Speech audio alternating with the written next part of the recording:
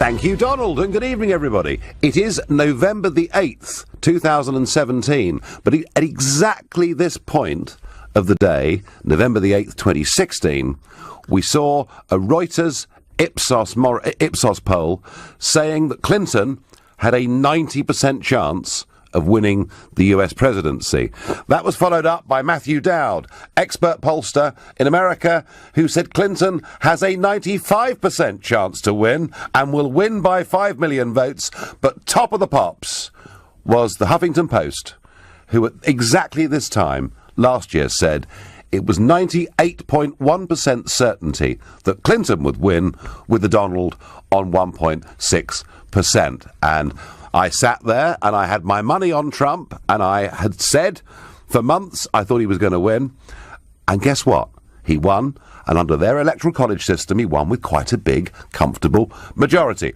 All goes to show absolutely anything can happen in politics. Now, last night, I was saying to you that I thought the Prime Minister would be gone by Christmas. Very few of you agreed with me, but it does look like this government is in very real trouble. They've lost Sir Michael Fallon, Defence Secretary, a party veteran, a man who'd been a minister, one of the last links actually back to the Thatcher years in the Conservative Party. And the Priti Patel saga, which we have talked about over the last couple of evenings, has now reached a head. And joining me is LBC's political editor, Theo Usherwood. Theo, what's the story? Well, we are expecting Priti Patel to resign within the next few moments. That's the state of play at the moment. It has been an extraordinary day in British politics. To start with, at the beginning of the day, the briefings went out. I received one of these briefings that she was going to be sacked. She was summoned back from Kenya. She was actually on her way to Uganda. She was on the 6:30 in the morning flight, having the Prime Minister having been made aware of another 2 meetings. And this was a direct order to come back, was it? It was a direct order to come back from the Prime Minister to come back and meet with her in Downing Street to be fired or to simply depart the cabinet on a resignation. Then, as she was flying, Priti Patel flying somewhere over the Mediterranean, a story broke on the Jewish Chronicle website, written by the respected journalist Stephen Pollard, that said that when it came to that second meeting, which hadn't been previously disclosed, that actually Number 10 was aware of that meeting. The Prime Minister was aware of that meeting. That was on September the 18th with a minister from the Israeli Foreign Office.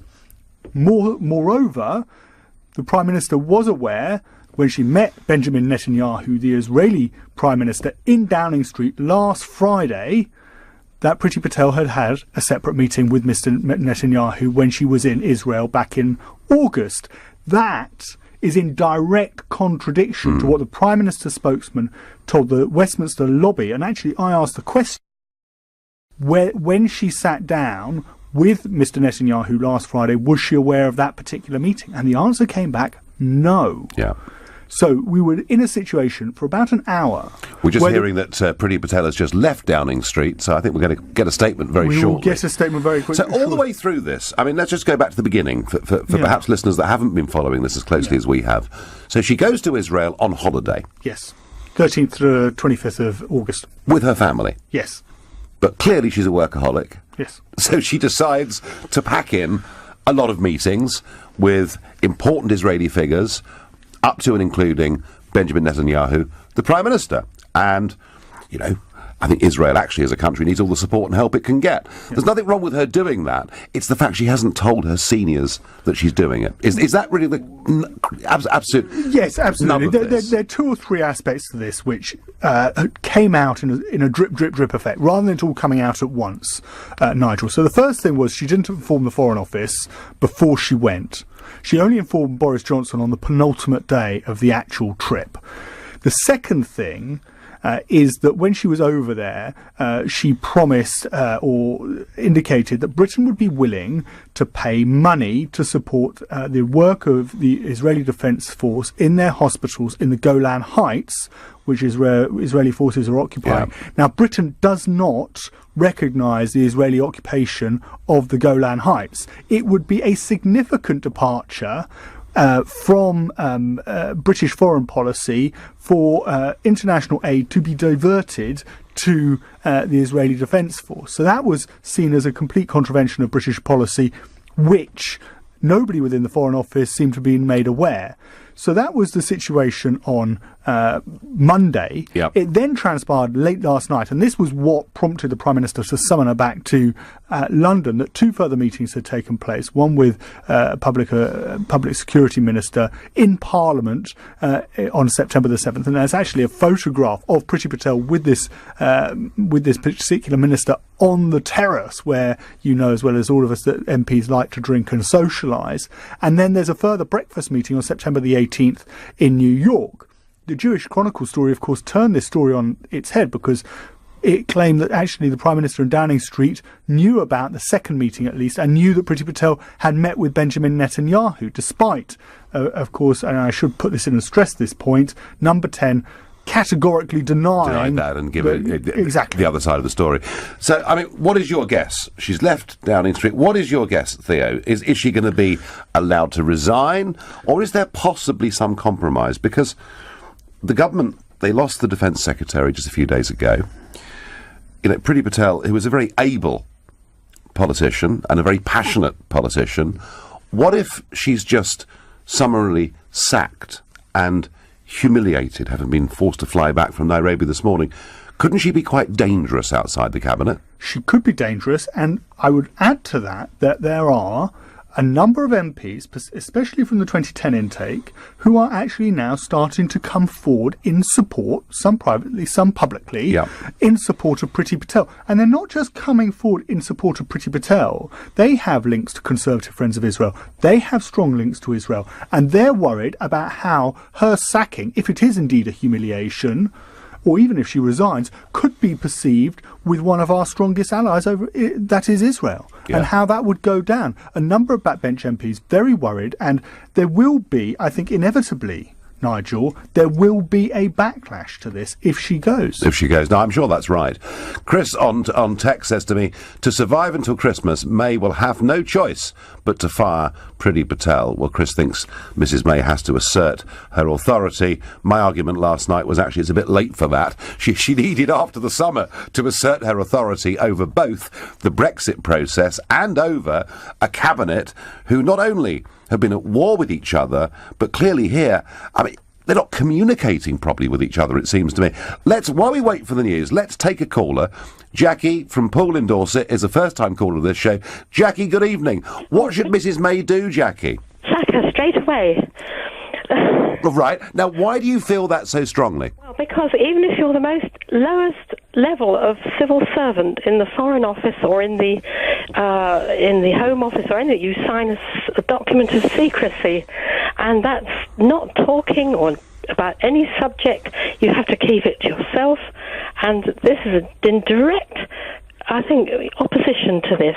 I think it's awful. Yeah, and I think what backs up, Jackie, your point, what Theo was saying a moment ago about the possibility of discussing even giving money to the occupied territories, going against government policy. I know, I mean, clearly she's done wrong here, Jackie, but do you think by sacking her, do you think Theresa May will be able to get back any of the credibility that she's lost? Yes, but I've got something else for Theresa May. Oh. A wonderful hit. Now, you're going to win this election, and you're going to get through Brexit, because I know. But if you go and join her, the whole of Britain will be behind you. And Theresa May, if you go and join her with the negotiations, I think everybody will... Well, Jackie, if she would even deign to talk to me, I'd be more than happy to use whatever experience I've got. Not just experience of Brussels, but unlike almost all the rest of them, I did spend 20 years in international business. I bought and sold things and moved stuff around the world. But I'm afraid they don't want to talk to me. And to be honest with you, right at the moment, Jackie, given the backtracking that I'm seeing, it'd be quite difficult for me to support them. And I didn't vote for a transition period. I didn't vote for us to go on paying these big sums of money. You know, I certainly didn't vote for us to pay a massive divorce bill. But Jackie, thank you for your suggestion, thank you for your call, and I will think about it. Michael in Orpington says the Priti Patel issue should not be mutated into an appraisal of whether Theresa May is strong or weak. Well, Michael, you may say it shouldn't be, but I have a feeling that is what the commentators are going to be looking for. How does May look at the end of this? This was supposed to be a strong and stable government. It is like watching a never-ending comedy show, except it's not funny, it's embarrassing. No, it's worse than that, because if you want to talk about uncertainty, investment or whatever it is, Theo, breaking news. Breaking news, Priti Patel has resigned. We are just awaiting the official statement confirming that resignation, Nigel, as we expected within the last hour. And in fact, I've just got the exchange of letters.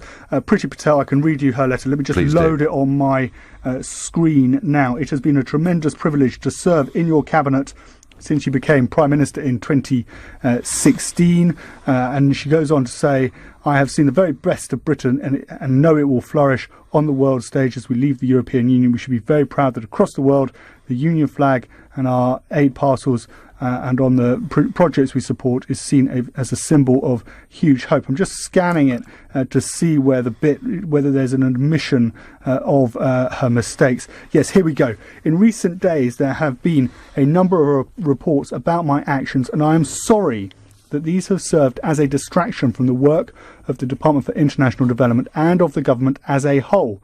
As you know from our discussions, I accept that in meeting with organisations and politicians during a private holiday in Israel, my actions fell below the high standards that are expected of a Secretary of State. While my actions were meant with the best of intentions, my actions also fell below the standards of transparency and openness that I have promoted and advocated. I offer a fulsome apology to you and to the government for what has happened and offer my resignation.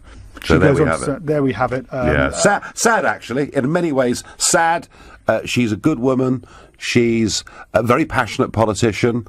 She's also, of course, one of the leading Brexiteers. And this is an interesting point, isn't it? Because when Michael Fallon went, he was a Remainer. And he was replaced by a Remainer, and this kind of balance that May has got with her own party, both in the Commons and out in the country, one wonders who's going to replace her. But Theo, can I just ask you, do you think the fact that she's given her the easy way out, the fact that May has allowed her to resign, do you think that of itself is an act of weakness? Well, it could be seen as an act of weakness. It could also be seen as a way of just trying to take the sting out of the situation, because of course Priti Patel now returns to the backbenches, and Theresa May learnt to her cost of a fulsome, wholesale, humiliating sacking when she got rid of George Osborne when she became Prime Minister back in July 2016. And look what happened there. Exactly. He's been fighting back against her every single day since. And of course she's a lot weaker now than she was back then. So I think the resignation is probably the softest way out. I mean, I was speaking to some Tory MPs earlier, and there was even some suggestion that Priti Patel could be just made to make a grovelling apology rather than resign and keep her in the cabinet. In terms of replacements, look out for Penny Mordaunt, Brexiteer, and of course a former Defence Minister and Minister of State at the Department for Work and Pensions at the moment, and she could she'd be seen as an obvious candidate to take over. Well, I agree on the Brexiteer point. Yeah, I know, that's very, very important. Yeah. Very important. You're listening to the Nigel Farage Show, exclusively on LBC. We've just learned that Priti Patel has resigned. More reaction to come. So the news has broken in the last 10 minutes that Priti Patel has resigned from the cabinet. That resignation, of course, being accepted by the Prime Minister, and she's left Downing Street, and it's the second cabinet minister that has gone within the space of a week. And I said before the break that I thought it was sad, because I think she is a very genuine person, certainly believed very strongly in the Brexit cause and all the things that she does. It's sad for her on a personal level.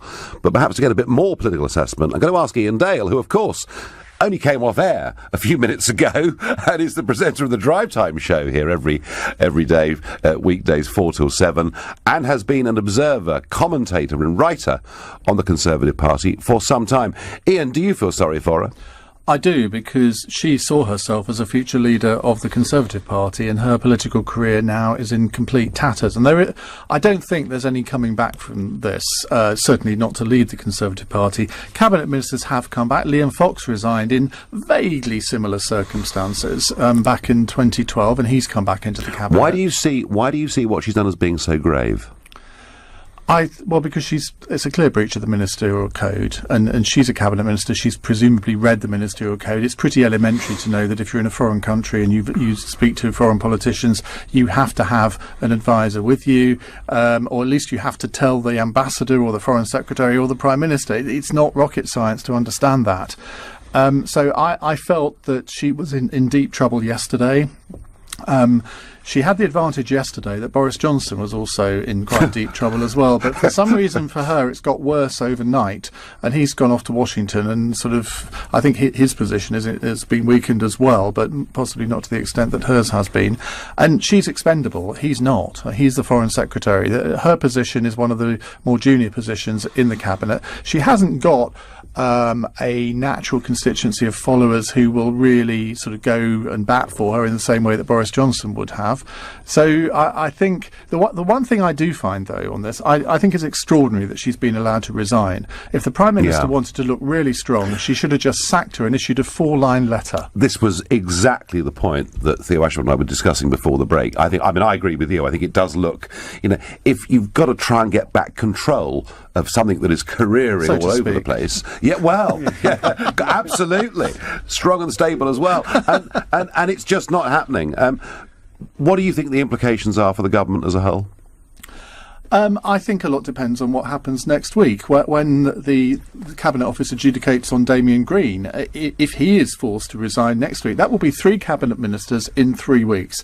Now, there is no way that however loyal people are to the Conservative Party, they can spin that as anything other than completely disastrous. But Theresa May's strong point is that there is no one out there that everyone tips to succeed her. Boris Johnson, I don't think, if there were a leadership election now, would get into the final 2. So who else is there? Amber Rudd, Arch Remainer, very small majority. The only one, and people would say, I would say this, wouldn't I, because of my friendship with him, David Davis is about the only one you could make a case for being a natural successor at the moment. And I don't think he's particularly keen on that. So I don't see Theresa May's position being much weaker than it was a week ago, but I can see that circumstances where it might be. The only way she's going to go is if 48 Tory MPs write letters to Graham Brady saying that we want a vote of no confidence. This is the 1922 committee, and that's the procedure that has to be gone through. But do turkeys vote for Christmas? You wouldn't have thought so. The Tory party is known as a stupid party, but even though they're not that stupid. No, but they don't have to have an election, do they? They could change a leader without having an election. Not this time. They've done that before with Theresa May. There was no formal election then. I think there would have to be one. If they went down that route, they would probably have to concertina the timetable from 3 months to maybe 1 month. But I mean, think of the optics of this. We're in the Brexit negotiations, and you change the Prime Minister. Now, that happened in 1990 when we were in the middle of a war in the Gulf. Yeah. But you just think, well, that can't happen, surely. But anything can happen in politics at the moment. Well, I was saying at 7 o'clock that, this time last year, Huffington Post were assessing Hillary's chances of winning at 98.1%. So anything can happen in politics. Theo, Ian there very strongly thinking that actually allowing her to resign does look weak. Yes, I'd quite agree with everything Ian said. I'd just add to... Well, that makes a change. But I would add to what Ian said on a leadership contest within the Conservative Party. There does have to be that contest after Theresa May. There's a feeling within the Conservative Party, within the membership, that they didn't kick the tyres with Theresa May. She was simply allowed to steamroll over Andrea Leadsam's campaign. It wasn't a great start to Andrea Leadsam's campaign, and find her way into number 10 Downing Street. And then, of course, Tory members didn't really ever have a chance of seeing what she was like on the campaign trail. It would have been a leadership campaign trail, but they didn't have... No, that didn't happen, did it? So then you bounce round to the general election, and she was so poor on that campaign trail. So I think there has to be an election. And of course, if there is a leadership election, you are going to have different visions for Brexit. You're probably going to have somebody from the right of the party, Eurosceptic wing of the party, who would certainly countenance leaving and reverting to WTO rules. Yeah. Perhaps versus somebody who would actually take a much softer approach. And then, of course, if you do that and you have somebody taking over with a new mandate, you're then opening the door to a general election against Jeremy Corbyn. And that's the big fear. That's the turkeys voting for Christmas point about the 22 committee. He would win. I mean, let there be no doubt about that. Yes, if there is an election within the next 12 months, I can't see a way for the Conservatives to win that election. No, and they now have built, of course, the Labour Party with their friends at Momentum, a formidable campaigning team. I was at the Web Summit today in Lisbon, where you get around, don't you? Oh, I do. Where the biggest political operatives from the USA were there, and from both sides. People who'd worked for Obama, the guy that was in charge of Hillary's campaign, the guy that was in charge of Trump's campaign.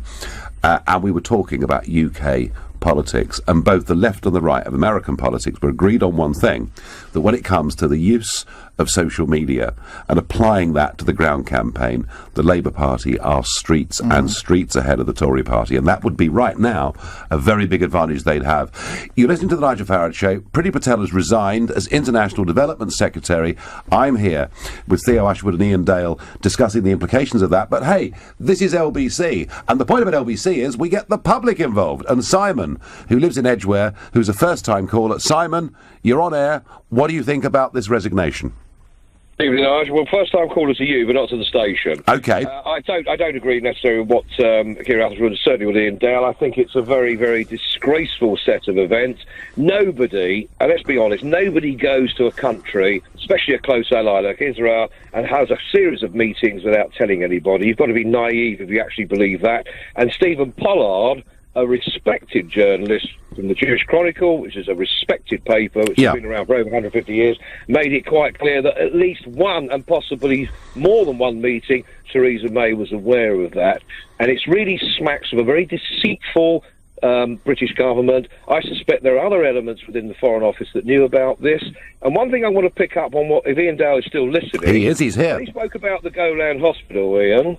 You mentioned about the money going to the Israeli military, but you didn't qualify what it really was. That money that was suggested was for a hospital, a medical hospital that the Israeli Defense Forces, the Medical Corps, have been running for years on the Syrian border, and have been treating Syrian refugees who are fleeing the Assad regime, who have to then return to Syria, or those who live in Syria have gone to the border for help and have had to go back under secrecy. And you think we should be providing foreign aid to do that when Israel is quite rich enough to cover that itself? I'm not suggesting we should be providing foreign aid. The Israeli government... Well, that's what Priti Patel was suggesting. Well, I think the argument, gentlemen, here is that she was there discussing this when it's not actually government policy, and that perhaps in terms of breaching what she should have been doing rather than just having meetings was a serious error. Simon, if everyone really knew, and if Stephen Pollard, who I agree is a very good respected journalist, but even the best respected journalists don't necessarily get every single story right, none of us do, ever, but if the government does know about it, why in that case are they pretending they don't, and they want to see the back of this woman? Because, well, the real reason is the Guardian leaked it, and I'm afraid once they leaked it, they had to cover themselves. And I'm afraid Theresa May, being a very weak and incompetent procrastinator, as she was when she was Home Secretary, if anyone's looked at her record, had to find a way to try and close that door. Now, I think that there are people within the Foreign Office that knew about this, and if this was any other country but Israel, I think we might be seeing a little bit of a different situation here. It's wholly embarrassing. And what Israeli government would sit down and a series of meetings without clarifying that some of those meetings would have been known by the British government? This is an embarrassment. Yeah, but Simon, do you know something?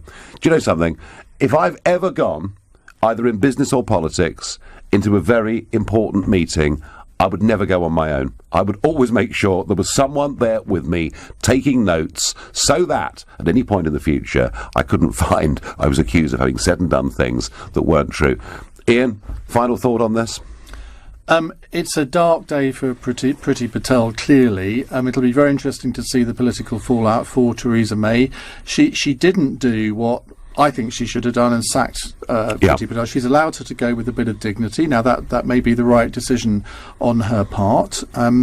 I wonder what the fallout from this will be. I think it's very difficult to tell at the moment. I think we'll know a lot more tomorrow when we see who she replaces her with, because Theo and I were having this discussion earlier, and Theo's theory is it might be someone like Penny Mordaunt, a Brexiteer, another woman.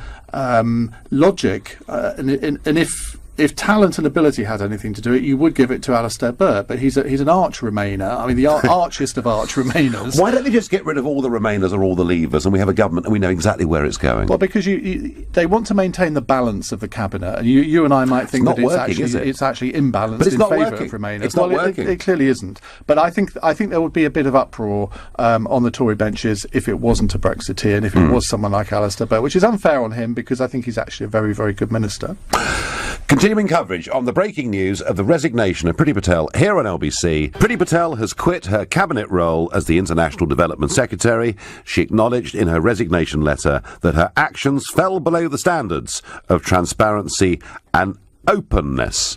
Well, as I said earlier, I feel sorry for her on a personal level, but on a professional level, it's pretty clear to me she didn't just act way outside the ministerial code. She actually got herself involved in a series of meetings that could have involved potentially a change of government policy, and didn't even take a witness with her to those meetings. And I have to say that really is very, very naive. So ultimately, I think she had to go. Personally, I think that May should have sacked her if she wants to try and get some strength back in her leadership, though to be frank, I think it's all too late. I said this last night and I mean it. I think she's lost all credibility. She doesn't look like a leader in the country. She doesn't look like the boss of a cabinet, and in Brussels, well, frankly, we've become a laughing stock, and that's the only way I can possibly put it. The Damien Green problem is still hanging around, and I understand the argument. They can't change leaders because it would force the general election, and it would let Mr. Corbyn in. That's the Conservative argument. I tell you what, if she stays as Prime Minister, Mr. Corbyn will certainly win. Theo Usherwood, still with me, LBC's political editor. Theo, what's the latest? The latest, I think, is that Theresa May tonight is trying to hold it all together, to hold her government together. We have now had 2 cabinet resignations within the space of 1 week. Damien Green, of course, that review, that inquiry into his behaviour around women is due next week, and could it be 3 in 3 weeks? We've now had more resignations from the cabinet than we've had from Premier League managers this season. We have every confidence in the manager. It's rather like Tory MPs saying we think Theresa May's the best leader. You talk there about Theresa May, Nigel, and I think it is fair to say at this particular juncture that the bubble, I guess the aura around the Prime Minister that every Prime Minister has, where you are able to create some semblance, some appearance that you have control over the levers of power, that has now gone. Yeah. That has gone. And you know from your time in politics that every leader needs that. For me, with David Cameron, you saw that just ebb away through that referendum campaign. Whatever the result was going to be in late July last year, his credibility had gone. Theresa May has now passed that point, and the Conservative Party, Nigel, need to find a way of picking somebody, a new leader or a couple of new leaders. Somebody needs to step forward now and potentially put the hand up and say they're willing to take the party forward, because of course they are in this catch-22 situation that Theresa May stays on and the brand continues to be damaged. They're only strengthening Jeremy Corbyn, and it becomes almost impossible when that election does come round to beat the Labour leader. I must say, I think it's all too late for her. Whatever. I think the only chance they've got actually is for her to go and to find somebody else, try a fresh start, and tough it out as far as the general election is concerned. That's my view. Joining me is Andrew Pearce, columnist and consultant editor for the Daily Mail, and of course LBC presenter on Friday nights. Andrew, hello. Hi, Nigel. So, did she jump or was she pushed? She was pushed, and I'm just amazed, Nigel, it's taken so long. She should have gone last Friday or Thursday when this story broke. I was astonished to hear Alistair Burt, the Foreign Office Minister, in the Commons yesterday on the rack, drawing the short straw, having to defend the indefensible Priti Patel, saying she was in the air on her way to Africa. What on earth was that about? So she was finally fired because there were 2 more meetings that the Prime Minister hadn't been told about. I heard a Tory MP on the radio, Nigel, saying, look, it wasn't intentional, it was an accident. Well, there were 14 accidents. Yeah, that's right. 14 separate meetings, including with the Prime Minister and the Leader of the Opposition, and she didn't think it was germane to tell the Prime Minister, her Permanent Secretary, the Boris Johnson. And the truth is, Nigel, too, she effectively lied when asked about it, when she said that Boris knew. Oh, Boris knew it was all okay, wasn't it? That's what she said, and the fact is Boris only discovered what was going on when some people started tweeting pictures of Priti Patel on her holiday. God help us, her children, if that's the idea of a holiday. And so people became aware that she was in Israel on semi-official business.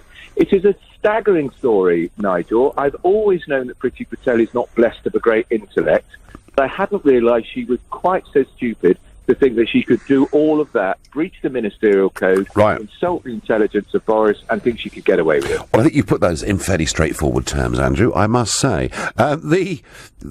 You've watched lots of Conservative Prime Ministers over the years. I mean, would Margaret Thatcher have sacked her last Friday? Yes. Would John Major have sacked her last Friday? Yes. Well, he'd have probably waited until Sunday. Okay. And would David Cameron have sacked her? Oh, no doubt about it. Ruthless. So, what I'm really coming to, Andrew, and knowing your long-time support and belief in the Conservative Party, isn't this Prime Minister a complete and utter dud? Not going to use that expression, but I'm just going to say, as someone who is struggling to support the Conservative Party, she is proving again and again that when the chips are down, she's not up to it. She should have dealt with this. She should have got a grip. She's failed to get a grip of the issues to do with the so-called Pestminster, the sex scandal. That's been hopeless. But this has been another crisis. And I keep saying to people, look, she'll survive as long as there's not another crisis. And then there is another one. I seriously think this time, Nigel, if there is one more serious crisis, they will just go, the men in the grey suits will go to her and say, Prime Minister, give us a date to go, or we have a motion of no confidence, which you require 15% of Tory MPs to do that. She would lose and then be forced to resign. They will try and give her a dignified exit. I mean, as it is, Andrew, my view is that the longer she stays as Prime Minister, the more likely it is that Corbyn wins the next election. That's the view that I've held all the way through this. Now, I know they've got a difficulty. There's no obvious successor. But surely, unless the Conservative Party comes out with a leader that is firmly on the side of Brexit, given that Labour have basically given up on the single market and everything else, isn't this the opportunity to get a genuine Brexiteer running the country and send a big, strong message to Brussels? I completely agree with you. The issue that is staying Tory MPs' hands, and this is how it's explained to me. Remember, they're in recess again because there's no great issues of state to discuss, Nigel. Brexit, no, nothing at all, absolutely. We don't need the House of Commons today. We didn't need a cabinet minister meeting yesterday. The reason they are not striking the fatal blow is this. A Tory leadership contest will take the best part of 3 months. They then have a lame-duck Prime Minister for 3 months, and Brussels will run rings around us for 3 months, delay the process, and that's why, so far, she's surviving. But I'm not sure that if there's any more disasters, they will put up with it anymore. We've just got to find the leader has to emerge. I've seen him. I don't think he's even in the cabinet. I think they've got to look at somebody like Dominic Raab, who's bright, clever, Brexiteer, looks good, sounds good. He's a Minister of State. She should have a reshuffle immediately next week, Monday or Tuesday. Bring on some of those young Turks in the middle ranking, see what they can do, and give them a chance. The one thing we do know, though, Nigel, is, thank God we now know, I always worried that Priti Patel would run for the Tory leadership, and if by some twist of fate she might win. And now it's never going to happen. And now it's never going to happen. No, and she simply isn't up to it. Andrew, finally, as somebody, a veteran commentator who's been watching this as many years as I have, how does this rate alongside various crises, be it Westland or whatever it is? How bad a crisis is this? This is appalling. This is appalling because it goes to the heart of ministerial competence, it goes to the heart of prime ministerial competence, and the Westland crisis, for which Michael Heseltine flounced out of the cabinet in 1986, very nearly brought down Margaret Thatcher. It did, yeah. Very nearly. She actually left Number 10 that morning to go to the Commons and said, when I come back, I may be resigning as Prime Minister and Tory leader. She is very close to this now, and every week that I speak to you, Nigel, I think we've got another step closer to the end game of Theresa May. No, I agree. She's a nice woman, decent woman, but that doesn't mean you're a great Prime Minister. No, absolutely. Andrew, I thank you enormously, and you can hear Andrew. He'll be here, sitting in this chair, at 7 o'clock this Friday evening. Continuing coverage of the breaking news of the resignation of Priti Patel here on LBC, where we're going to keep you up to date with all the latest news on this breaking story. And, because it's LBC, now I want your views and opinions on this subject. Priti Patel has resigned, and she makes it clear that she's fallen below the standards of openness and transparency needed for a government minister, certainly for a cabinet minister. She has resigned. She's not been sacked, and I'm wondering, how does Theresa May emerge from this? Stronger or weaker? Jamie is calling me from Lampeter in Wales. What do you think, Jamie? Hello, Nigel. Yeah, I think Theresa May could momentarily appear to be weaker, but I'm hoping that she can appoint somebody, to fill the post, and it will make her look stronger. So hopefully Theresa May can turn it around. And the other point I'd like to make is, Priti Patel would have all her advisors and assistants, and it's strange that they, didn't help her and point out that she had gone down the wrong path. Well, maybe, Jamie, it's because she was on holiday, she was there with her family, and didn't have any staff with her. But it is very, very ill-advised to go into any meeting in life where money or things like that are being talked about, and not at least have someone with you taking notes and being a witness. So there was a certain, I think, naivety, Jamie, about it. So you think that Michael Fallon goes, he gets replaced, that's fine. Priti Patel goes, she gets replaced, that's fine. You think everything's fine, Jamie? Well, what I think is, we've got this big transition happening. I voted to leave the European Union. Britain's going through this enormous change for the better, in my opinion, leaving the European Union. Thank God we're leaving, that's all I can say. And I hope that Theresa May can get on top of this and use it for good. So it will be a test of her leadership. I voted to leave the European Union. Yeah. I think much better out, and I hope that Theresa May can get on top of this. But Jamie, you have still got confidence that she can pull off the Brexit job properly. Well, and look, let's face it, there is nobody coming forward to challenge her to be Prime Minister. So as it is, she's our best hope until somebody like Boris Johnson says, right, I'm going to take over. Until that point, we've got to get behind her, haven't we? We've got to encourage her. Well, Jamie, I tell you what, Jamie, in January of this year, when she gave the Lancaster House speech, and I said on this show, wow, I never thought I'd hear a Conservative Prime Minister using words and phrases that I've been used and been condemned for the last 20 years. And I wished her well and wished her luck. I'm not feeling, Jamie, like that now. I think we look weak in Brussels. We're on the verge of conceding a huge divorce bill, which is wholly unnecessary. We've sent a signal to the rest of the world because of the transition deal that we're not open for global business for at least 5 more years. So, Jamie, I don't share it. But, Jamie, I thank you for your opinion. Jamie says we've got her, we must stick with her and believe in her. Roa is calling me from Hampstead. Good evening. Good evening, Nigel. First-time caller, welcome. I've spoken with you before. We're arch opposites, but I do love you. Right. So has Mrs. May got this right or wrong? Honestly, I think she's got it right if Priti Patel has left, and just after I called, she'd left. The one thing I'd like to say, though, which I don't think there's been enough emphasis of, is just this woman is a minister in a massive department where she should know that the Golan Heights is fairly contested territory. Yeah. I mean, just on the bare facts of her being an idiot and quite stupid, she should have been forced to resign or been sacked.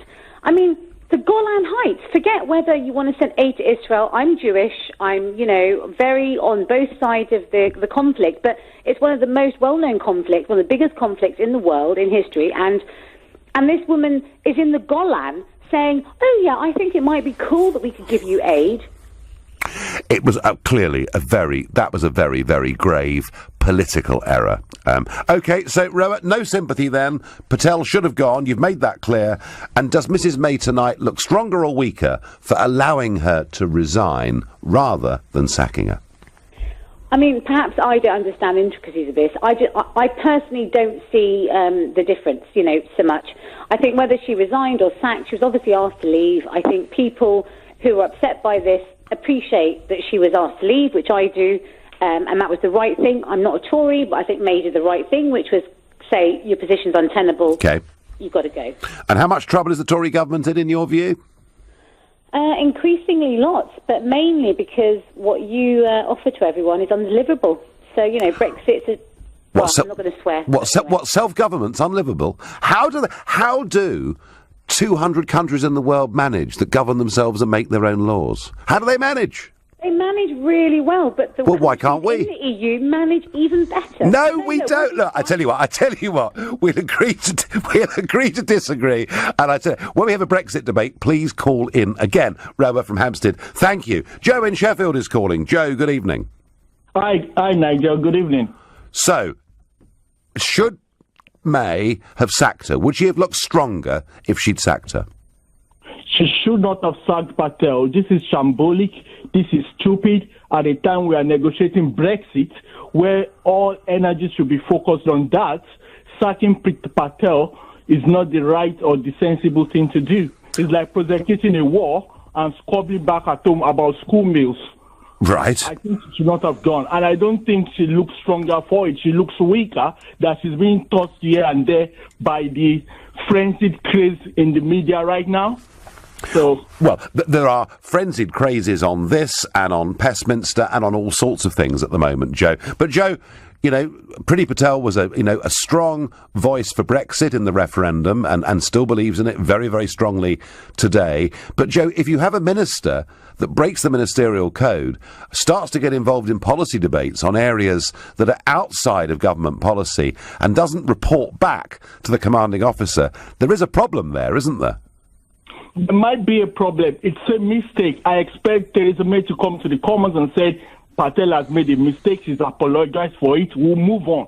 She won't do that again. That's how leaders do. You are not besetted or tossed here and there by James Landell or the BBC or some crazy plots by some acrimonious who want to topple a weak government, topple Eurosceptic Corbyn, install a Blairite and ultimately stop Brexit. Yeah, well, Joe, that's the last thing I want as well, as you well know.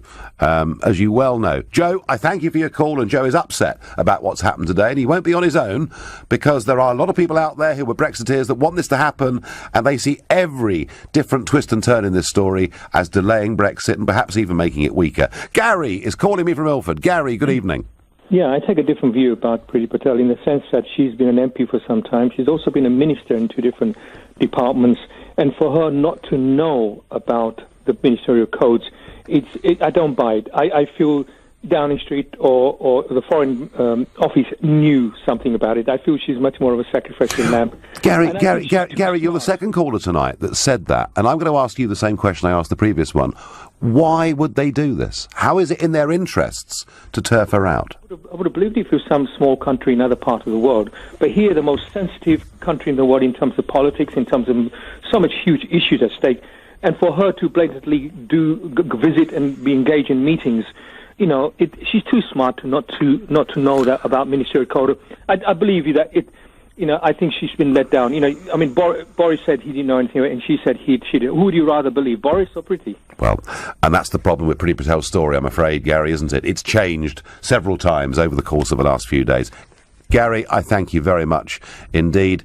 Priti Patel is the scapegoat in this whole sorry story. May is the root cause through her lack of management and leadership and should go, says Ollie. Well, whichever way you look at this, Priti Patel was there in Israel meeting lots of people, including the Prime Minister Netanyahu. I want us to reach out and be as supportive within reason of Israel as we possibly can be. They're surrounded by neighbours that don't like them very much. But if you go and do something like this, you have to have the wit to take someone with you to observe things, to take notes, and you certainly have to let your commanding officer know that you've met another head of state. So I'm afraid she did have to go.